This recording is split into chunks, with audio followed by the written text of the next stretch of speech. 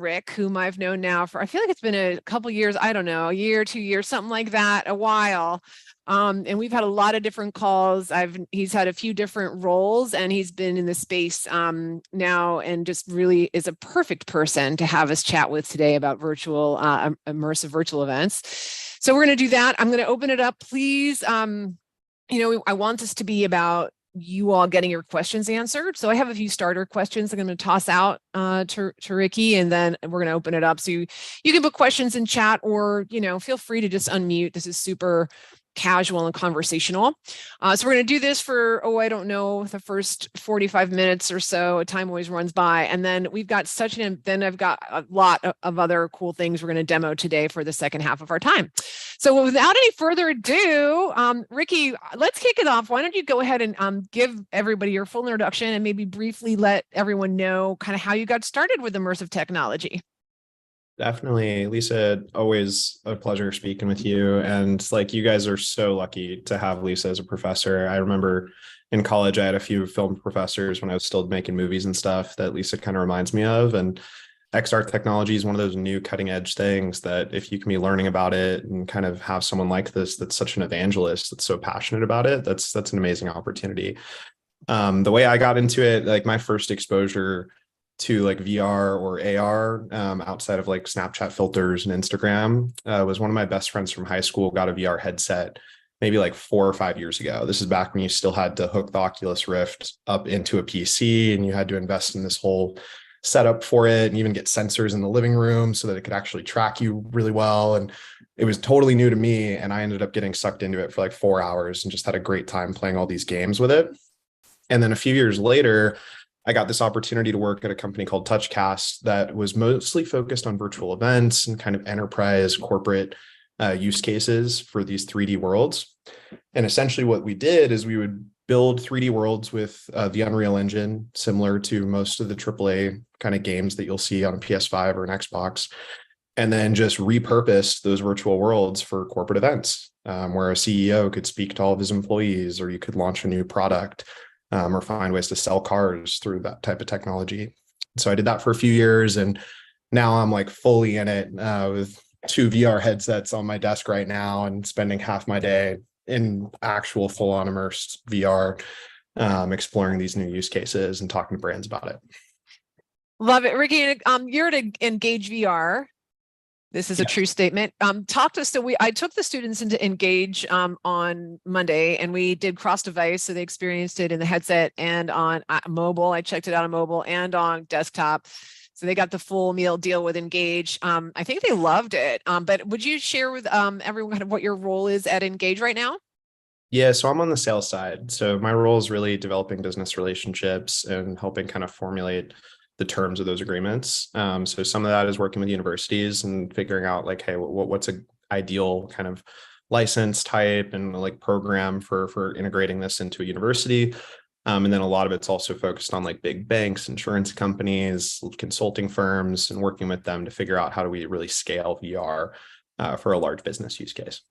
And I love that. And I think that's just such a great fit, because I think you're the perfect person to kind of ask this next question that I'm going to toss out at you, which is when you think about business kind of use cases here for specifically around events, what comes to mind? Where are you seeing kind of the most success today with businesses leveraging, and not necessarily just Engage? There's a lot of different types of immersive virtual event platforms out there that kind of run the gamut. But where are you seeing the biggest successes with businesses using this today? Yeah, so I think there's a broad range. If you think about what a virtual event is, this is a virtual event, right? Even just a Zoom call with your friend is kind of a virtual event in its own way. It just doesn't necessarily need as much of an investment in the production. So it kind of depends on the goal that you're trying to get. I think video conferencing is never going away. We're still going to have Zoom calls and Teams meetings and basic good old webinars. That stuff's not going to disappear entirely. But then there's kind of tiers to it. I think you've got kind of broadcast content where you're trying to reach a global audience and you're trying to get thousands of attendees to come to that event, in which case VR might not be the best fit. There's still a lot of limitations around how many users can be in a room and what that experience is like, the bandwidth, the cost of it. But there are a lot of amazing solutions for like upscaled video production or broadcasting video into a 3D space or getting a lot of avatars in like an online gaming environment with multiple instances. So there's a lot of options for how you can kind of upscale a broadcasted production. But where Engage comes in and where my focus is these kind of intimate experiences where you might want to engage with a really niche audience of say like 50 people and provide them something really unique that you couldn't do with an in-person event. So it's not just about reaching a big audience, it's about showing a unique experience.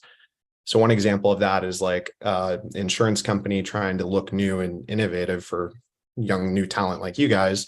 They might bring a VR headset to a trade show or a job fair or something like that, and then allow you to walk through their digital twin, even though you're not in the home base where that corporate office is actually located.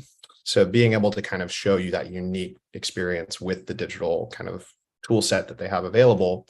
Or if you want to engage with a corporate like CMO whose whole calendar is so packed full of meetings, the last thing they want to do is look at another sales rep screen sharing a HR software or like another SaaS platform that looks like every other SaaS platform they've seen that day. So instead, if you just throw a monkey wrench into it and you're like, actually, we're in the Red Dead Redemption cowboy world and a mountain lion's going to come attack you halfway through the meeting, you get to tap into this emotional response where that decision maker who's got millions of dollars in budget that they're controlling, you get to get them excited about it. You get them to be thinking like, whoa, how does this make me feel? Not just what are the ones and zeros. And I think that's something that companies spend millions of dollars trying to do with personalized PDFs and direct mail and all this other stuff. But when you put them in a VR headset or even a 3D gaming type environment, you're going to hit that emotional response almost immediately the second that you start the meeting. Yeah, I love that. And I call that kind of these high stakes audiences, and I think it's a great, we think about the old days of mass communications where we were, spraying and praying out to everybody back in the day where there was one television channel and there was one place you could place an ad, that went out to basically everybody that was watching that one TV channel. To now we've got this hyper, targeted landscape where you can literally just reach anyone. You can literally, build a campaign around one person. And so these high stakes audiences can be much smaller, but because they hold so much, influence or, buying power, to your point, millions or billions of dollars even, it makes sense to build experiences that are almost just for them, really. And you also get to pull them into your story, right? So traditionally content has almost always been consumed where we're just kind of observing it and watching it. And that's where like big blockbuster movies is an example. And our attention span is getting shorter and shorter. Like what used to be a big movie is now becoming a mini series of 20-minute clips, which is now becoming 15-second TikToks. And the consumption of content, we need to jump from piece of content to the next piece very quickly. We don't sit on a photo or a video for very long. But with the growth in gaming and the way that that's integrated into our culture, it allows you to become interactive with the story. It lets you be a participant in the demo and what's going on instead of just being an observer of it. And I think that's why we're seeing things like Fortnite shifting from just a first-person shooting game to a place where we're hosting concerts with Travis Scott or an ongoing environment with iHeart Radio, or the new Harry Potter Hogwarts Legacy game being the second most successful piece of IP they've ever dropped, including all 8 movies. It's because people don't want to just observe stories anymore. They want to participate. They want to be a part of the story.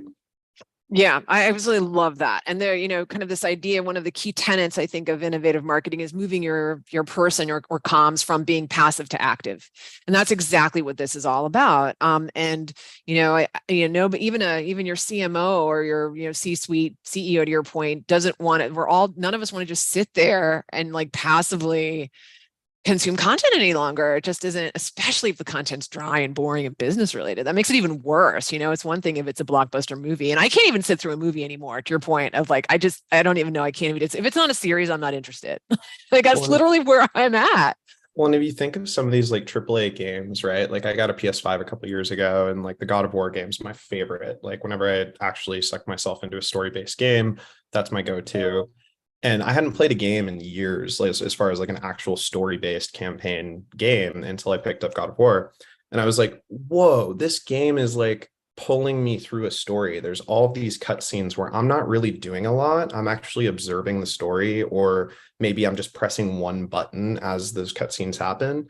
And then there's breakouts where I actually run out and do a mission or solve a puzzle or like go do the journey. And it's this back and forth between a guided story that's taking me along and then the actual participation in that story for key moments. So I think there's a balance to it of like, how do we use these virtual experiences to guide people through the story and the path we want to take them on, but then let them participate in those key moments so that they become more attached to it and take more ownership over that story. I love that. I love that example because I don't know if you've played Vader Immortal for anybody here, but Vader Immortal, which is Chris is nodding his head. I think is exactly that. It's this amazing combination of storytelling and gameplay that come together in this. I think they call it I don't know what they call it actually, but I remember I experienced it when I was at Cannes, and it was one of Facebook's experiences that they had, and both Billy and I were like, this is the future of entertainment, like right here, this is it, this is what it's going to be, because nobody, and it was just was so well done. And at that point it was on the Quest, so it was untethered, and we were in that thing. I mean, and I could have stayed in it for a lot longer. It was really compelling. It was probably like one of the very most first compelling, where I just was like, it was actually not uncomfortable, didn't make me sick, blah blah blah, all the things. And it was it's Darth Vader, and he's like right there, like it was just so awesome. Anyway, long story short, yes, I whether it's and you guys are, by the way, are going to all be trying Vader Immortal in this class. We've got it in the IML, so don't. It's so cool. All right, I'm teasing. I'm getting them in Vader Immortal so they can make me want to go back to school, Lisa. Well, hey, you can come audit my course anytime, Ricky. So here's, so I think a couple things, you guys, please feel free to step in and ask questions. I've got a few more starter questions that I want to toss out, but feel free. So we work with a client every term for this class, and our client this time is a huge kind of very traditional awards show that's broadcast. And so my question to you is, we think that's an in-person event that's broadcast out basically for a lot, it's a huge, but how are you seeing, and if we think about, if I were to say, hey, Ricky, kind of in-person translating, it's like this, we're at this weird place where we've got all these in-persons, and so when we think of just really, let's just think of an event. I hate even calling it a virtual or in-person anymore. We just think of an event, right? Where do you see the technology kind of helping to drive engagement across all the varying touch points of an event?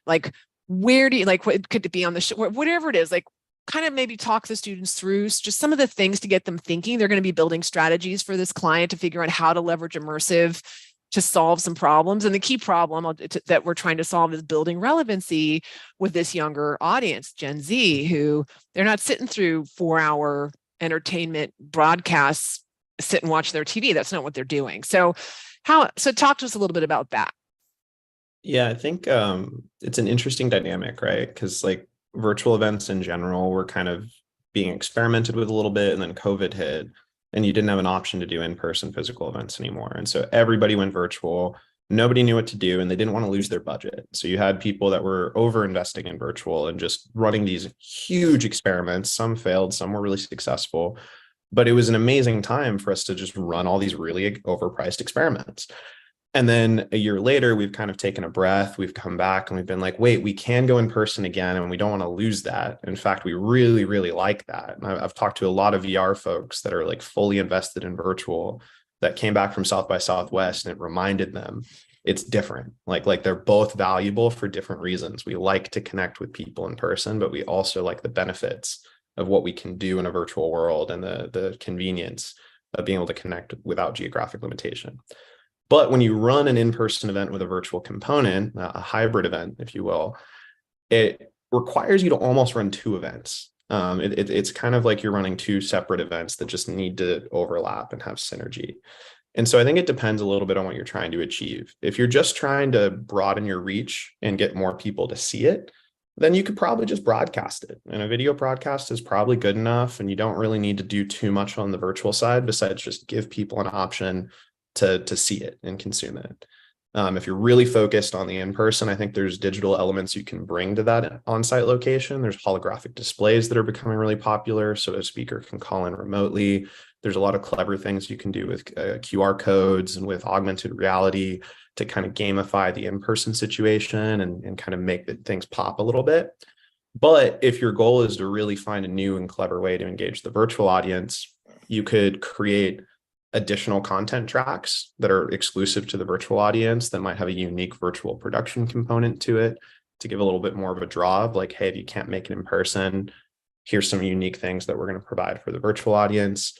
You could come up with a clever way of packaging it in like a Netflix style kind of bingeable format, and then create these little social breakouts where maybe you include like these little game rooms of avatars where people can socialize in the virtual side and create that sense of community or that sense of like a watch party almost. Yeah, I So love I think that. there's some creative ways to go about it. But at the end of the day, it depends on kind of your goal, like what that metric of success is for the event. I love that. And I think virtual watch parties are a great thing. Here's the thing that, becomes challenging because when we think about, one of these traditional event shows, like there's, like the Olympics or whatever, they're so like, you know, they make it so hard to watch. Mm. Like you right, like because of the licensing and the blah, blah, blah. It's like all the I feel like those days have to be kind of go away, but they're still in this like traditional model of like, they're going to make it, they're not giving shit away. And like, are you kidding me? Live stream this like, they would never live stream it for free over a free app. Like that would be insanity. Like instead, they've got the NBC licensing where you've got to like, trust me, I know, cause I tried, I had to like go and like download the NBC app, and then I had to connect it to my Comcast. I mean, it was just like by the time I did all of that, and the only reason I did it all was because I knew they were going to be a client for this course, right? And I'm like, okay, I got to do it and watch it because I know otherwise I wouldn't have done it, to be honest. And I'm not naming names here, but the long story short is like that. How do you? If you've got a client, right, because we all do, that are like super locked down and don't want to give things away for free, like broadcasts and such, how do you get around that? Or do you have thoughts about that, Ricky? Yeah, there's I talked to a lot of clients about this in the past, and there's like really creative ways you can get around it, where you don't broadcast the actual event or content itself, but you create like a side watch party where you provide other things. So like we see this a lot on the 2D kind of like Web 2 browser based things. Like let's say you're watching a football game or a baseball game, there's usually going to be some sort of live sport updates that like maybe have a 2D graphic that are like at 45 seconds behind the live event and give you updates on what's going on in the game. And Deloitte did something really clever with the PGA Tour a couple of years ago, where they created an AR app that was matching the golf course, where you could pull your phone out and look through the camera on your phone on your coffee table, and you'd see a digital twin of whatever hole was taking place in the golf tournament. And you could see graphics of like what's the wind and where does that ball go from tee off to where it lands. And that's more complicated with something like basketball or soccer where there's more movement with the players. But for things like baseball and golf and like other sports that are a little more stagnant, there's opportunities to do clever things like that that aren't a direct broadcast, but still add value to a consumer. For something like basketball, this stuff's so early. It's like it's not quite there yet to actually execute on some of these things. But the Brooklyn Nets did a proof of concept where they took LiDAR and actually tracked real-time volumetric capture of all the basketball players on the court and created a digital twin as if it's like a 2K game, but it's all the real players and their real movements. And you could put on a VR headset and put yourself in, hey, I want to watch this basketball game from the perspective of Kevin Durant. Well, okay, well, I might pay $100 to be able to do that. That's almost better than courtside seats, right? Like even for my living room, I can literally be in Kevin Durant's head on the court. That's kind of crazy. It's crazy. And so there's ideas like that. And the NBA did something similar where you could create a scan of yourself and your own identity as an avatar and then put yourself in highlight reels. So you could basically place your own avatar as the guy who just dunked over Shaq or whatever, and like be able to see yourself in those moments, which ties back into that kind of digital identity that you want to see yourself as a part of the story. So I think there's really creative things, but some of that is just not scalable yet. It's really expensive. They're going to be isolated examples to kind of be more like thought leadership of where this is going. And then 5 to 10 years down the road, we'll see some more of those really, really big, exciting things become slowly more standard practice inside these industries.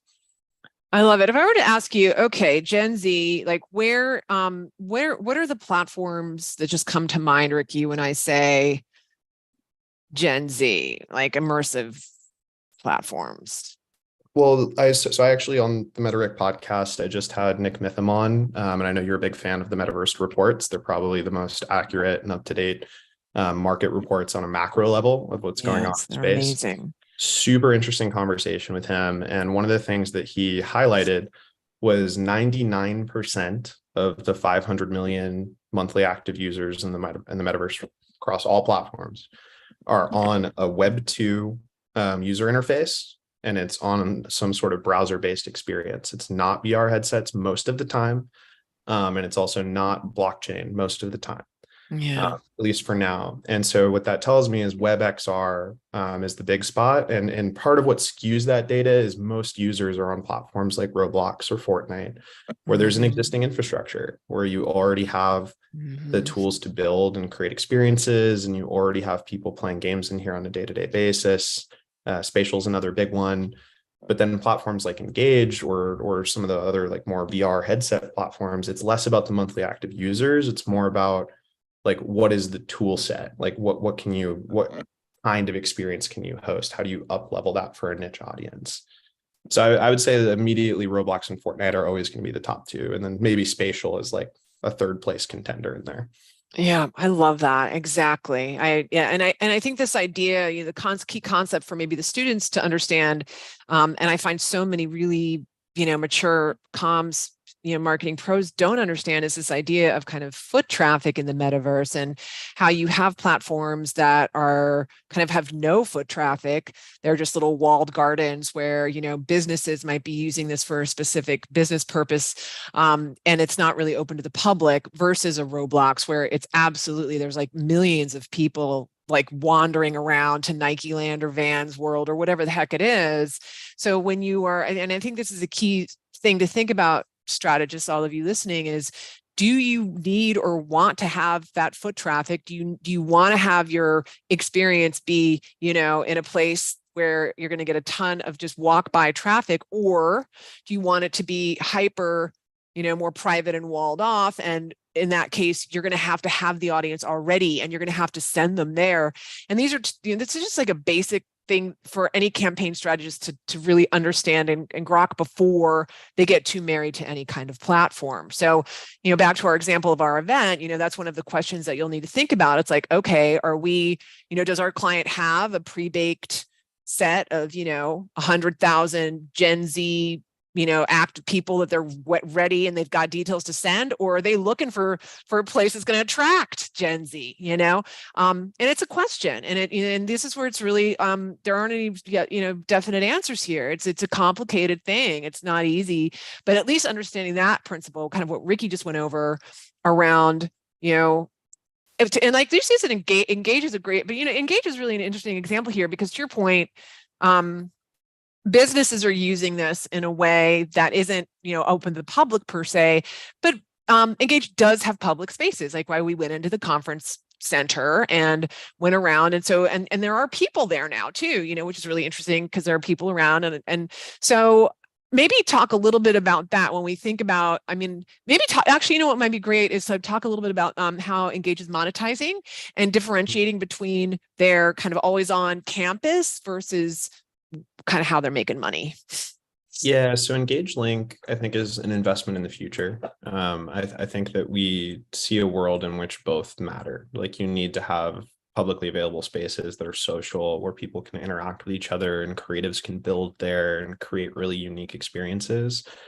We don't want to be like the AOL of the metaverse, right? Like we saw this happen with the first version of the internet, like platforms like YouTube that really encourage creators to come in and build.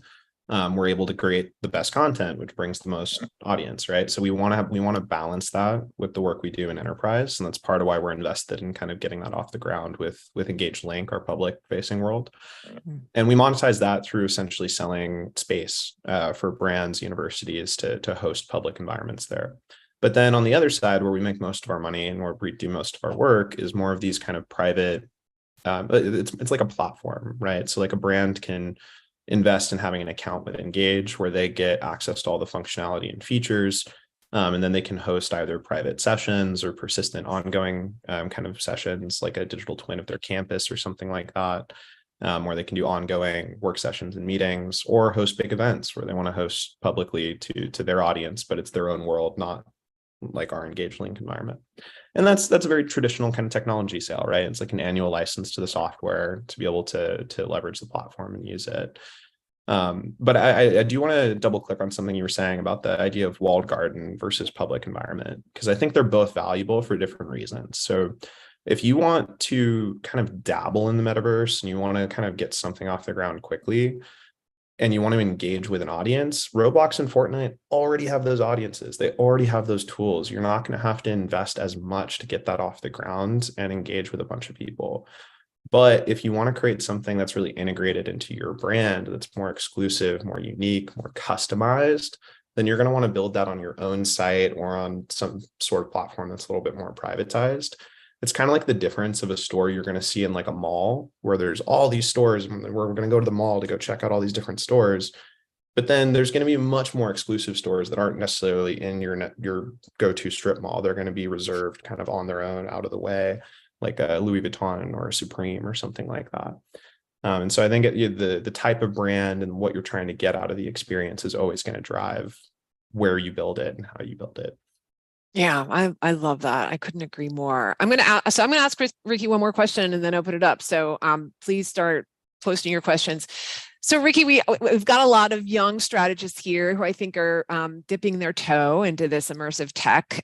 They're most of them are graduating seniors. I think I've got a few juniors in here, but they're looking ahead at career. And so I wanted to ask you, where do you feel the opportunities are in this? And you're very young. I mean, if you want to share, Ricky is not old. He's young. He's a young'un. And this is why I brought him in too, to kind of just show that there is so much opportunity here. But maybe talk a little bit about the opportunities that you're seeing for career and what skills, if someone's like, oh my God, I'm so into this, from a marketing comms perspective, what skills do you think someone should kind of try and develop to really launch a successful career here? So I'd say there's kind of three categories of skills, and I'm happy to share. Like I'm 25, right? Like I'm not old. I dropped out of school early and focused on sales and developed kind of the business acumen side, and just been very fortunate with opportunities with startups to learn a lot very, very quickly in my career. But I would say first one, sales and business acumen, super undervalued skill in this industry because it's so creative and technically driven, that you have a lot of technologists and you have a lot of creatives in this world, but the business people aren't focused on it yet because it's such an emerging technology that all the business focused people are still doing traditional things. And so I found that's kind of where my brand is getting built right now, is people like Lisa, people like Christopher Lafayette, and like these folks that I know that have been around XR for a long time. They've commented on that's kind of lacking. And so with a lot of the interviews I do on my podcast and a lot of the things that I'm trying to focus on, it's like, what is the business side of the metaverse? How do you build a go-to-market strategy around your service or your offering? How do you talk to a buyer about adopting a new and emerging technology like this? So I think the business acumen is an underrated skill that's worth learning. The technology is always going to be important. It's a unique type of development. To do game development and blockchain development and all this sort of stuff on the technical side is not the same coder that existed 10, 20 years ago. And engineers are always going to be valuable.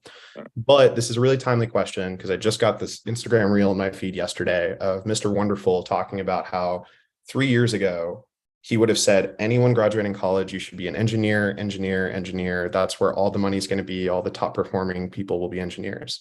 But that's different now. Now creative skills, content generation, being able to go make videos, being able to go make 3D models, that skill is becoming increasingly important very, very quickly. So that's kind of the creative camp, is like, can you learn Blender? Can you actually go out and design a 3D object? People are going to be able to leverage AI to do a lot of 2D graphics and photos and things like that very quickly. But 3D models and motion graphics and video editing, all that stuff is still pretty hard to automate. And people are willing to pay a lot of money for it. And in fact, there's such a shortage of that talent that companies like Tech Mahindra, a huge consulting firm, are literally hiring people with no skills and then training them on how to become Unreal developers and how to do this, because they know how important it's going to be in a year, 2 years, 3 years. So the companies are willing to hire pretty green folks and train them up on how to develop those skills. So technology, creative, and business are kind of the main three categories. I love that, and I agree with you. And by the way, the University of Oregon does have a developer track. There are 3D content development courses that are available to undergrad, and then there's part of that's also part of the graduate program. So if you feel that you're drawn to being a 3D content creator, I second Ricky's opinion here that there's huge opportunity there, and not only that, but there's opportunities to learn that, without having to pay a whole lot of money. So anyway, just if you want to try it out, try a course at UO and see what you think. I definitely would advise, though, that you take a course and dip your toe before committing into it full bore, because that type of content building, isn't for everybody. So there's that. Okay, questions for Ricky. Let's open it up. What do you guys got?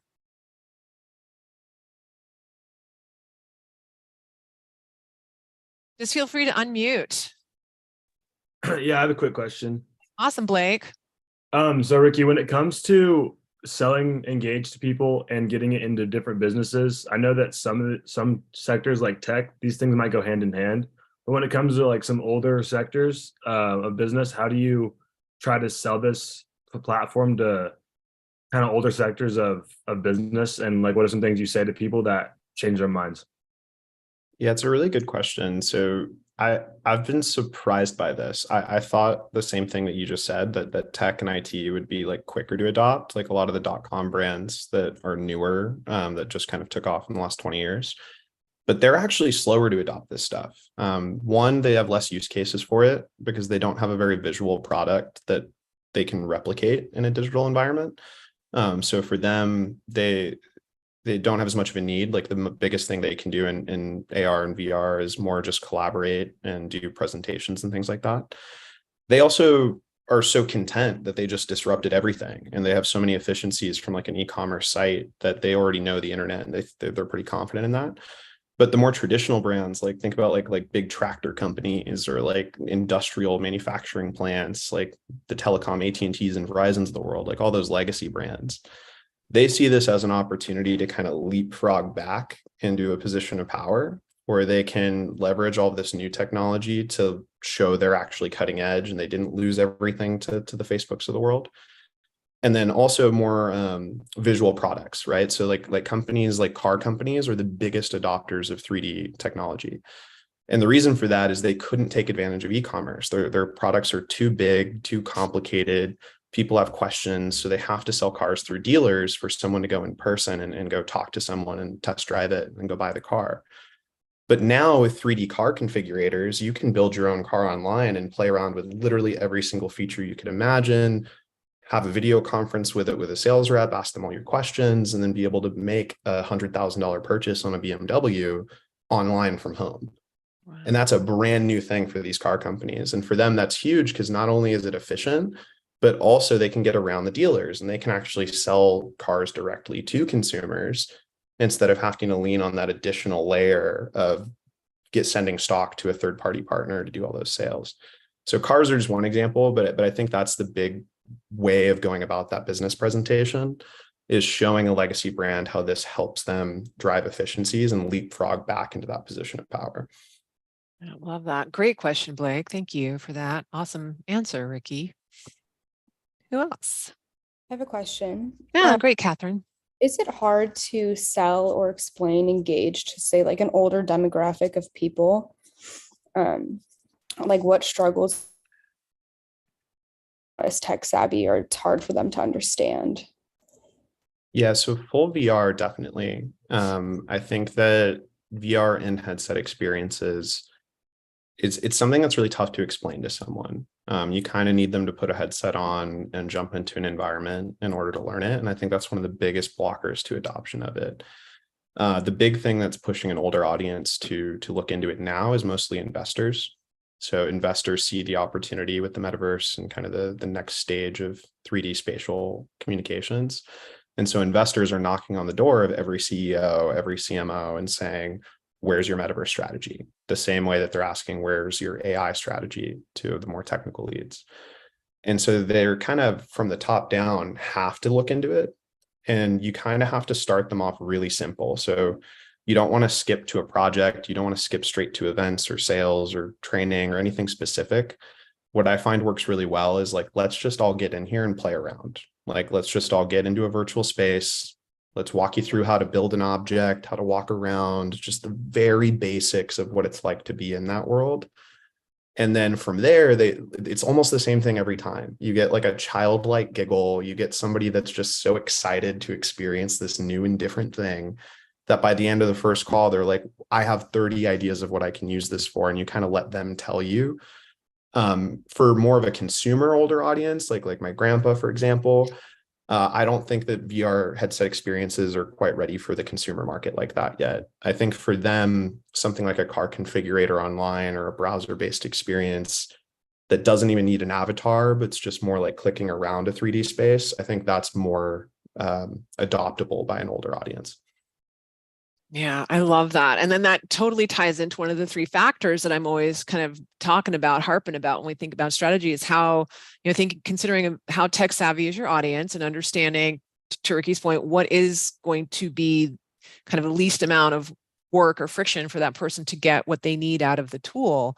And their varying levels, right? Everything from, it kind of 2D interactivity all the way to fully immersive, cave experiences and everywhere in between, and trying to know your audience well enough to make the experience that's just right for them and what you're trying to accomplish with them is a really key thing to think about. Well, you got to meet people where they are, right? Like everyone's on a different stage of the journey. Some people are like me and they've got literally 2 headsets on their desk and 3 monitors and they're all about it. And like for them, you want to lean in super hard and be like, wait, what's the most complicated, exciting thing I can show you? Let's just skip there. And then for other people, you literally got to be like, hey, let's remember how we walk. Let's remember how we move around a space. And you kind of have to suss out where someone is on the journey. The other thing that's worth taking into account is how much time you have to educate them. So for something like a VR program, for a whole company to adopt that program, you have a lot of time because it's probably going to take you, 7 or 8 calls just to close a deal in the first place. And then once it's closed, you're going to bake in a whole training and development session for the first month to 3 months, right? To get people onboarded and used to using the tool. So for that, you can do more advanced experiences like VR and things that are going to take more learning. But for an event where it's like, oh, these people need to jump in on this one day and any step of friction is going to lower your conversion rate on registration to attendance, well, you don't have as much room for education and you've got to really limit the barrier to entry, keep it as simple as you can. So I've said this on almost every question, but the use case and what you're trying to achieve is always what it comes back to. You got to remember, like, what is the point of this actual project or this actual initiative? Yeah, I love that. And that's the strategic approach that, we're trying to encompass here for our time together in this course. Who else has questions?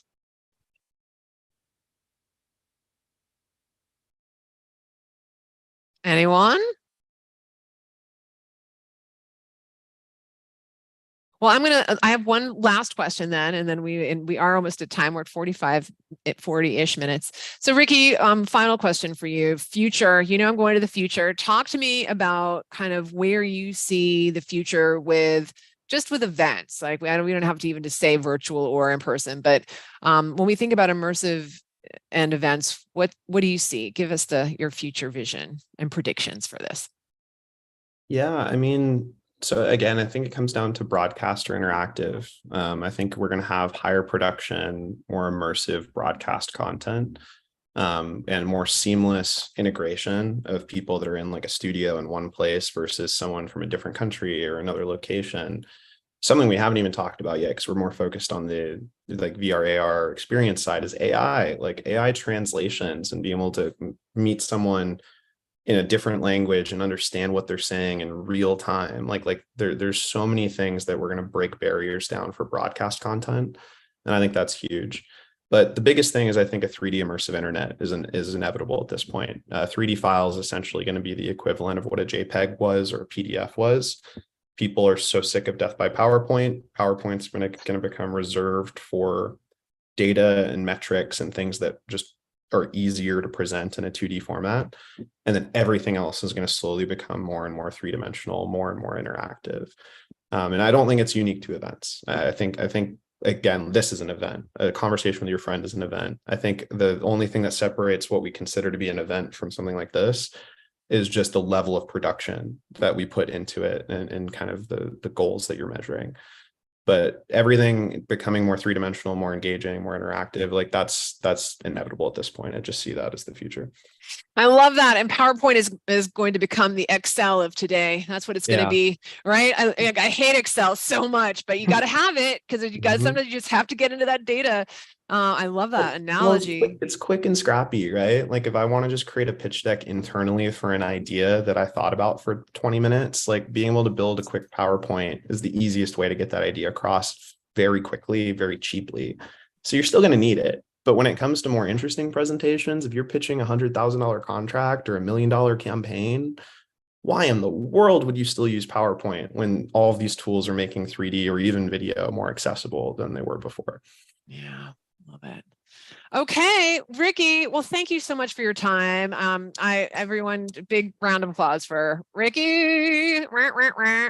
Love it. So fortuitous that you got to come in, and I'll see you in the metaverse. I'll see you hopefully at the next XR pub crawl, and we'll definitely see you. AWE. I'll see you in person finally. Yeah, I know. I can't wait. We're gonna have so much fun down there. Anyway, that's coming up the end of May. And everyone, your homework is going to be to watch the live stream of Augmented World Expo. It's free, and so we will be live streaming out all of our great content, including my presentation that I'm giving down there. Ricky, are you presenting at AWE? No, I'm just tagging along for XR Pub Crawl. So if you guys have any like marketing materials, I'll post about it on LinkedIn, give a little shout out. Just send me anything you want me to share. Okay, love that. Thank you so much.